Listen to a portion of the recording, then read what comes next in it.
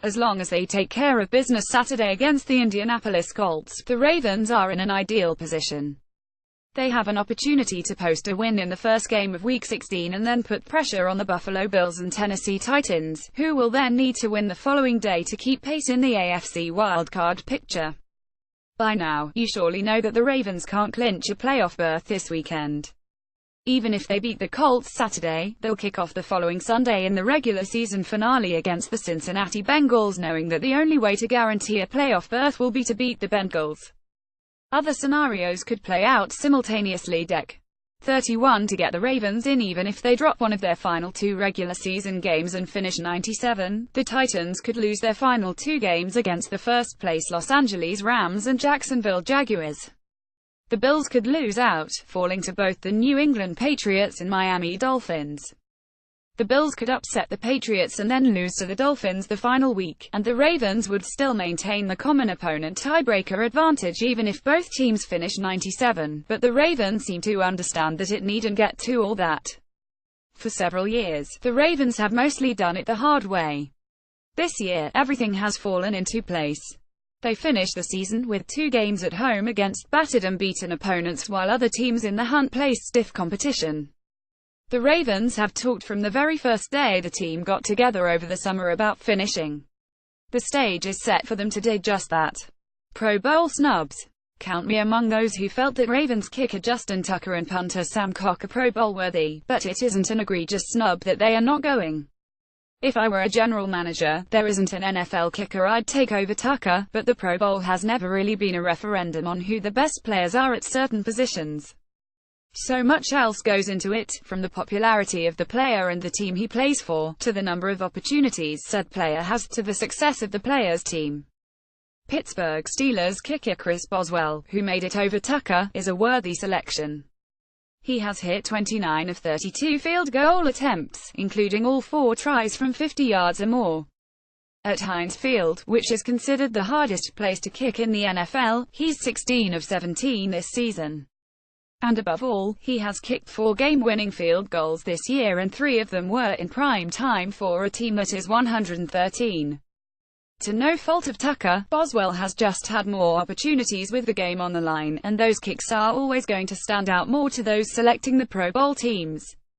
As for Tennessee's Brett Kern making it over Cock, Kern is on pace to set an NFL record for top gross punting average in a single season, so you can see why he's Pro Bowl bound despite the fact that no punter has been even close to Cock when it comes to pinning teams inside the 20. 2018 opponents almost said he seems foolish to talk about 2018 when the Ravens are still in the playoff hunt, but it's never too early to look at next year's schedule. All but 2 of the Ravens' 16 matchups are set, and the 2 that aren't are pretty close to locks.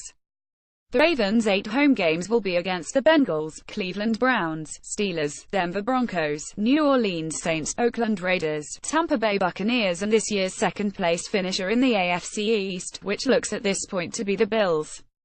Their 8 road games are against the Bengals, Browns, Steelers, Atlanta Falcons, Carolina Panthers, Kansas City Chiefs, Los Angeles Chargers and the second-place finisher in the AFC South, which will most likely be the Titans.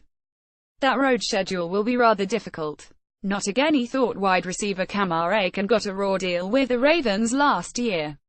After nearly having a 1,000-yard season in 2015, he was often the 4th wide receiver option last year behind Steve Smith Sr., Mike Wallace and Breshad Perriman.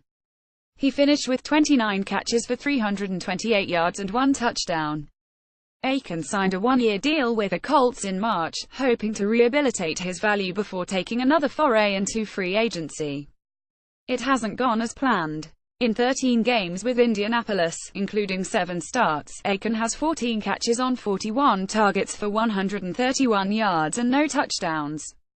I'd imagine he'll be quite motivated Saturday.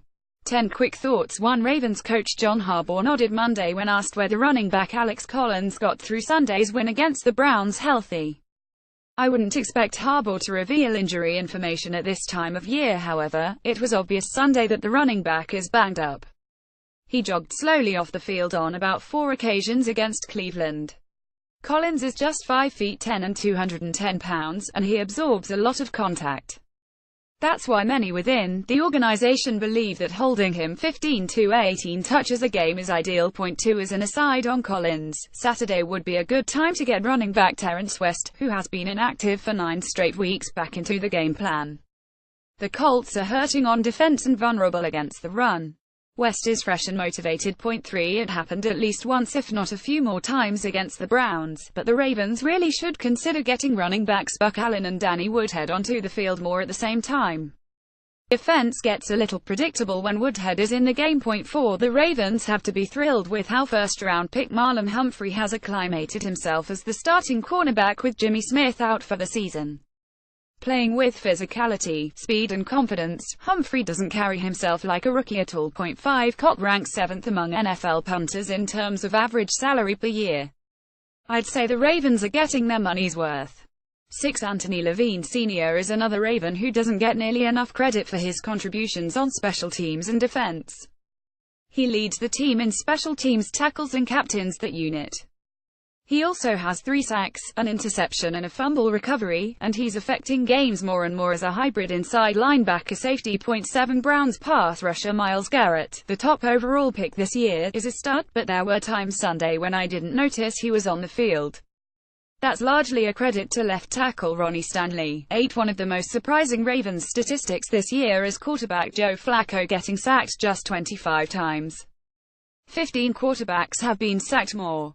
A makeshift offensive line has done about as well as you can expect protecting Flacco. Point 9. Wide receiver Jeremy Maclin has taken a lot of outside criticism for both his body language and his weekly injury struggles.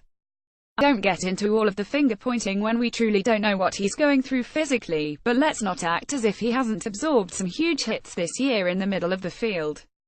The one Sunday by Jabril Peppers was the latest. Point 10. Assuming Maclin will miss some time, it makes sense to promote Quincy Adeboyejo from the practice squad before Saturday's game. It would be tough to bring in a receiver off the street and get to him quickly acclimated to the offense, but Adeboyejo and fellow practice squad wideout Kenny Bell have been around for long enough.